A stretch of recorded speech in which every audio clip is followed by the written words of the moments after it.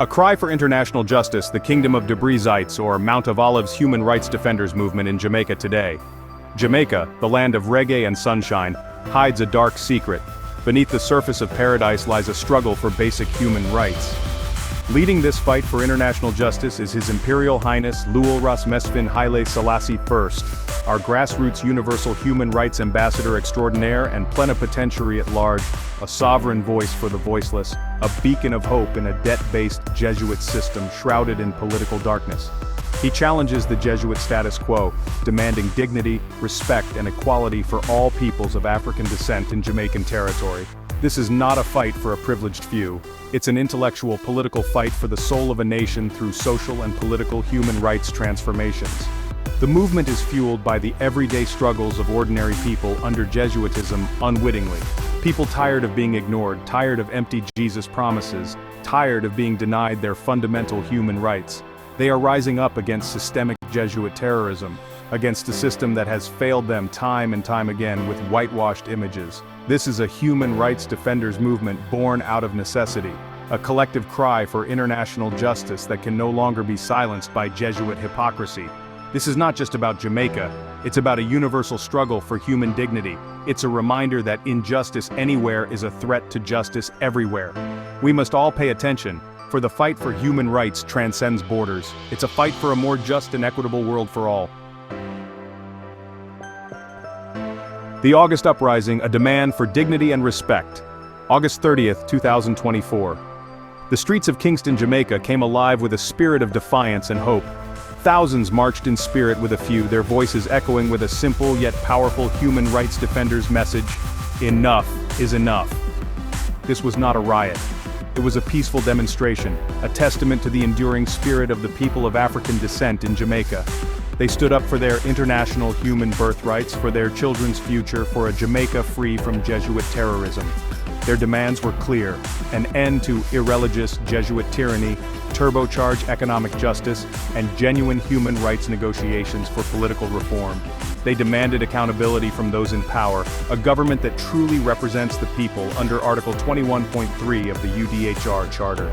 This was not about overthrowing the system but about making it work for everyone, not just the privileged few Jesuit-taught politicians. The August Uprising was a watershed moment, a clear signal that the people of African descent in Jamaica would no longer be silenced by irreligious Jesuit tyranny. It was a testament to the power of peaceful protest, a reminder that change happens when people find their sovereign voice and raise it in unison against Jesuit apostasy. Silence in the media, when truth becomes a casualty. In an age dominated by information, the silence surrounding the August protests is deafening. Where are the Gleaner headlines? Where are the in-depth reports for the population to be informed? Where is the human rights outrage?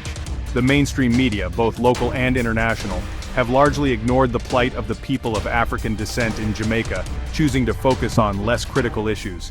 This selective journalism is not an oversight, it's a deliberate act of suppression which violates Article 19 of the UDHR Charter. By silencing the voices of political dissent, by ignoring the cries for international justice, the media becomes complicit in the very injustices it should be exposing. This is a betrayal of the public trust, a dangerous precedent that undermines the very foundations of democracy. This silence is not just about Jamaica, it's about a global trend where uncomfortable truths are swept under the rug. It's a reminder that the fight for justice must include a fight for press freedom, for a media that is truly independent and accountable to the people it serves. Section 4. The Long Shadow of the Past, Neo-Colonialism and Jesuit Influence. To understand the struggle for human rights in Jamaica, one must delve into the country's complex history. Centuries of colonialism have left deep scars, creating Jesuit systems of oppression and inequality that persist to this day. Neo-colonialism, a more insidious form of control, maintains its grip on Jamaica's economy and politics. Adding another layer to this intricate web of power is the pervasive influence of the Jesuit order. Their historical role in shaping Jamaica's education system and societal norms cannot be ignored.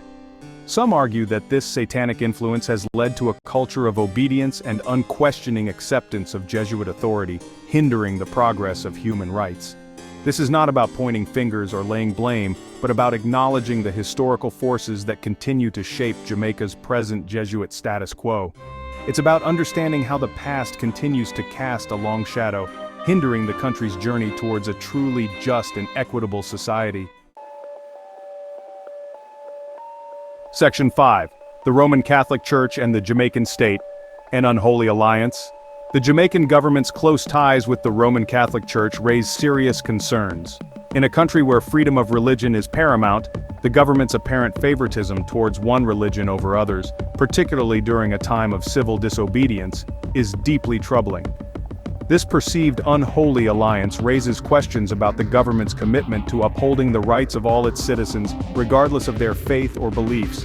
The Church's silence on the human rights protests further fuels these Jesuit concerns.